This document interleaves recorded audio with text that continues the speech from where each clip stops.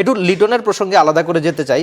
তিনি এর আগে ঢাকাতে দারুণ কটা ইনিংস খেলেছিলেন, বা লিটন সবসময় পাকিস্তানের বিপক্ষে দারুণ ক্রিকেটটাই খেলেন। রাওয়ালপিন্ডিতে একটা ঐতিহাসিক সেঞ্চুরি ছিল, ক্যারিয়ার 6টা 3টাই পাকিস্তানের বিপক্ষে। একদমই এই গ্রাফিক্সটা অন্তত শো করে যে লিটন দাস পুরো সিরিজ জুড়ে বা এই আরেকবার সিলেটের যে দারুণ ক্রিকেটটা তিনি খেলছেন। তো সব মিলিয়ে লিটনের ইনিংসটা আপনি কেমন দেখলেন মৌ?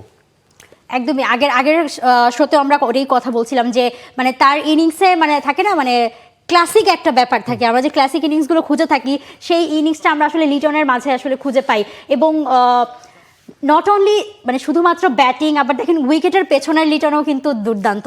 যেইভাবে ধরেন স্লেজিং বলেন কিংবা বোলারদের ফিল্ডারদের উজ্জীবিত রাখা, এই ব্যাপারগুলো আমরা মানে সবাই খুব এনজয় করছে এবং খুব বেশি অ্যাপ্রিসিয়েটেবল হচ্ছে। এবং মানে আন্তর্জাতিক অঙ্গনেও মানে সবাই এখন বলতে বাধ্য হচ্ছে যে বাংলাদেশের এই টেস্ট দলটা মানে আসলে এই নতুন একটা ধারা আসলে শুরুটা করছে, বাংলাদেশের নতুন কিছু শুরু হচ্ছে। না, প্রথম ইনিংসে বাংলাদেশ কিন্তু খানিকটা না অনেকখানি ব্যাকফুটে ছিল। লিটন দাস যদি এমন দারুণ একটা নক না খেলতেন তাহলে এই টেস্ট কি পর্যন্ত আগাতো।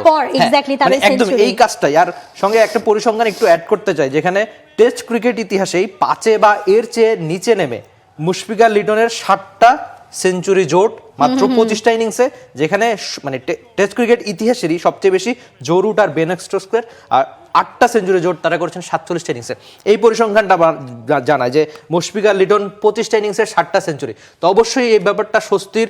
আর এই রেকর্ডগুলো বা একটা পার্টনারশিপ যে পুরো ম্যাচের মোমেন্টাম চেঞ্জ করে দিতে পারে, লিটন পুরো ইনিংস জুড়ে যেভাবে দারুণ ব্যাটিং করেছেন, এই ব্যাপারগুলো অবশ্যই স্বস্তির। আর একটা রেকর্ড কেবলমাত্র রেকর্ড না, ম্যাচের টোন সেট করে দেয়। For more updates, subscribe to our YouTube channel and click on the bell icon. Follow us on Facebook and Instagram. Download T-Sports app to enjoy exciting games and highlights. Visit tsports.com.